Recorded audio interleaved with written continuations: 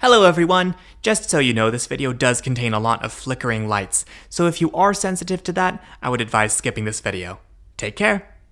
We are riding to every London Underground station that shares a name with an Amtrak station, and I have a guest with me who is uniquely experienced with both systems. Hello, I'm Richard. I spent quite a lot of time early this year going over the US and Canada and visiting quite a lot of the Amtrak system. Yeah, I've got a lot of experience in London, it's my home city, and I'm looking forward to showing you around. I figure at this point you guys are wondering why I haven't done a London Underground video yet, so even though I'm really tired and I'm flying to Switzerland tomorrow morning, let's do this. Woo! So what's our first station? So it's a bit of a treat, we're heading to Camden Town, which almost shares its name with Camden in South Carolina.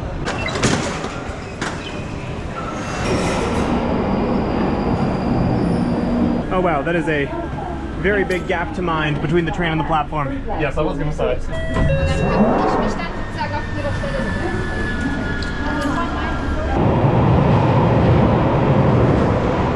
Alright, station 1 out of 5, Camden Town. It has about infinity more services here than the Silver Star in one direction each day that serves... Or the Floridian, by the time you're watching this.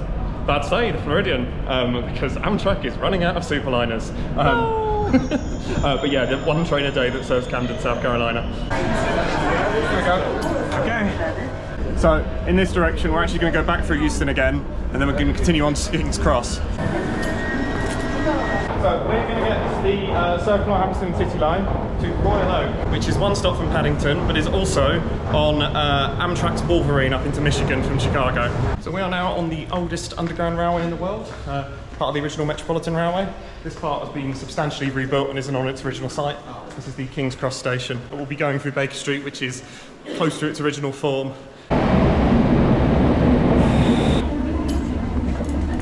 Wait, is the past tense of minded or mound?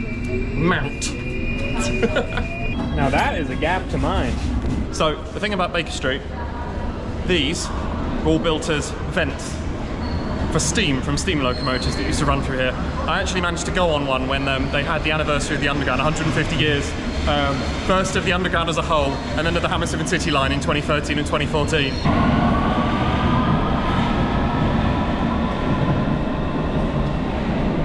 It's arcing. That is a lot of arcing. Somebody call Noah. Oh dear. Oh dear, oh god, oh dear, I just got that. I thought that was some kind of American abbreviation. I was like, why would you be calling the National Oceanic and Atmospheric Administration? Oh god. I thought, just nod, it's an American thing. That's not a very long gap.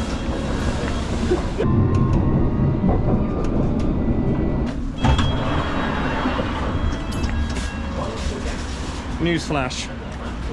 To quote John Green, it's raining in England. Anyway, this is Royal Oak, not the one in Michigan on the Wolverine, but there's a lot more trains through here with regular trains every 5 minutes towards Hammersmith or to the city. It's almost like they should call it the Hammersmith or City line.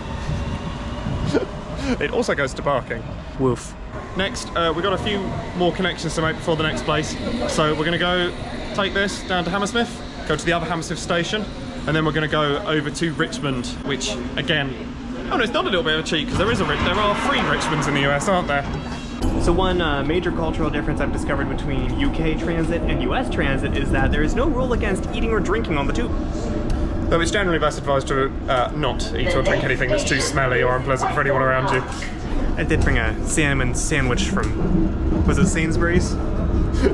Yes, we got it from Sainsbury's locally used to. Got a little smushed. What? I hope it doesn't smell too fragrant. I just really miss things like Sainsbury's local and Tesco Express when I'm in the US, because it's just so cheap and good. All you do is go wander in a Walgreens and you're like, why is this supermarket carpeted? We're at Hammersmith and City Line. This station was originally built for the Great Western Railway. You'll see at the end of the benches down there, there's a GWR symbol. So, for various complicated historical reasons, which many YouTubers will cover very well, there are 2 separate stations at Hammersmith. You've got this one, the Hammersmith and City Line and Circle Line station, and then across the road you have the District and Piccadilly Line station, which is a little bit less pleasant because it's mainly a shopping centre nowadays. You weren't kidding when you said across the road. It's literally, yep, just over there. Huh. Auntie Anne's in London. Auntie Anne's? I don't get the American obsession with pretzels. I really don't. Okay, so we're gonna catch the district line from Hammersmith to Richmond. And the last bit of this journey we'll share with the overground as we go through the familiarly named Kew Gardens. This train is actually quite interesting because it runs not just on underground infrastructure but also on also on Network Rail infrastructure at the very end. Runs on the very end of the North London line into Richmond, so it's a very strange experience.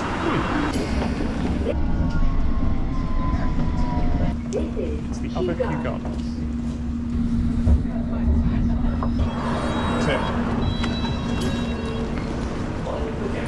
Richmond. These platforms are shared between the Overground and London Underground.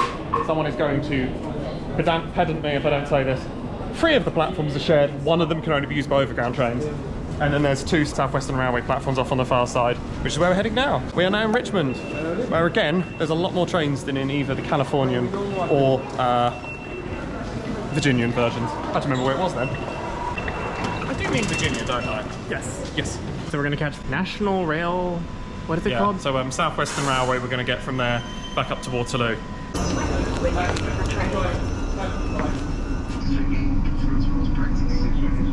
See it? Say it.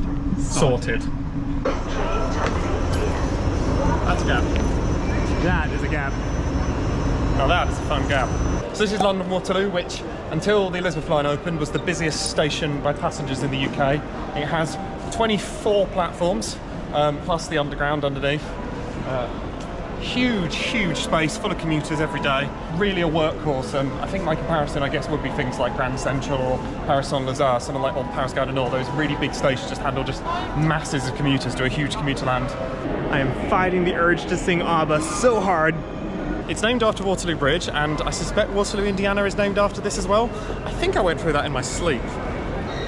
It's one of those many slightly anonymous stations on the Capitol Limited and Lakeshore Limited? Lakeshore Limited? Yeah, that's the one. I've been through it in my sleep as well, with my wife. Yeah, that feels very far away. I mean, it's got slightly more long-distance trains than your average Amtrak station, but it's still a little bit lacking. As compared to however many trains those are. just an obscene number of trains from here on all levels. Not quite as many lines as King's Cross and Pancras, but still quite a few, including, although I think it's already going to be closed by this point, one of the most famous, infamous lines of the Underground, the Waterloo and City line, which does 1 stop from here to Bank, originally called City Station, and wasn't part of the Underground until, I think, 1993, 1994. Mind the gap. Do you like the map? Mind the gap, please. I mean, it does what it needs to do. Wow. We have our choice of seats, no one else is getting on.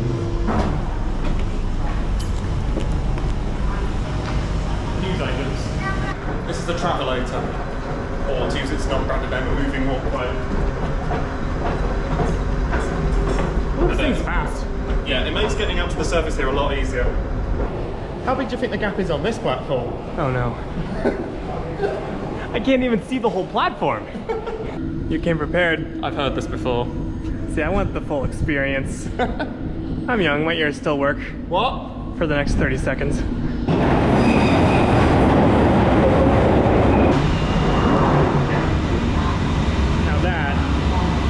That is a gap.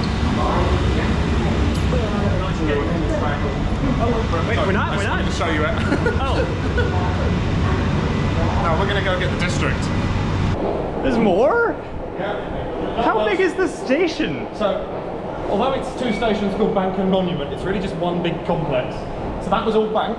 We're now heading to Monument, which is where the district and circle lines are.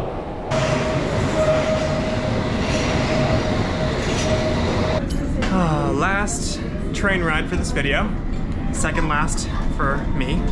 All right, coming to the end of our journey. Let's get off this train.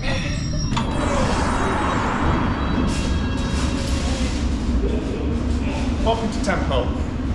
Also sharing a name with Temple in Texas, which is quite fitting considering I went there to see the eclipse this year. I was thinking actually, quite fittingly, this has quite a sort of New York subway, or at least kind of American subway vibe, as parts of this do. Same with Aldgate East, that kind of lots of pillars. General poor maintenance of the ceiling, let's put it that way, and of course the third rail.